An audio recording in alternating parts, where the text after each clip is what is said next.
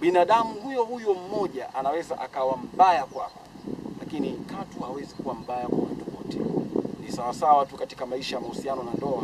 Inawezekana kuna mtu anaona mume wake hampendi au mpenzi wake hampendi, anahisi ni katili, anahisi ni bahiri, atoi huduma vizuri, lakini unaweza ukafikiri yuko hivyo, kumbe yuko hivyo kwako, lakini kwa mwingine hayupo hivyo.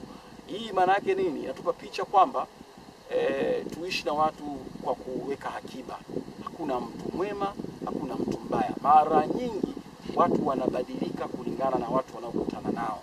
Mtu anaweza kawa mbaya kwa mtu fulani kulingana na sababu tofauti tofauti. Huenda wewe umemfanya aonekane mbaya lakini umejisahau, lakini kwa mwingine anaonekana mzuri.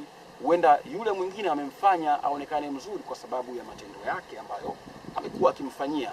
Lakini pia inawezekana yeye tu moyo wake kuna kuguswa kwa namna moja ama nyingine, watu wakashabiana, wakamatch, hatimaye wakawa wanazungumza lugha moja, wakawa wanaenda vizuri. Kuna mtu anakuambia mtu fulani, yule hapana mkatili sana, lakini kwa mtu mwingine anaona fresh.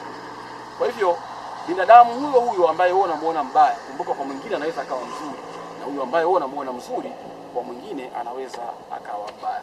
Kikubwa ni kwamba hakuna mbaya, hakuna mwema. Tuishi kwa tahadhari. Ambaye unamuona mbaya leo, kesho anaweza akawa mzuri, na ambaye unamuona mzuri leo, kesho anaweza akawa mbaya. Binadamu sisi tunabadilika, na kama ambavyo unajua mazingira yanambadilisha mtu. Mazingira ni nini? Inawezekana watu tunaokutana nao, sehemu tunazoishi, maisha tuliokulia na kadhalika na kadhalika. Kwa hivyo anaweza akabadilika nyakati yoyote ile.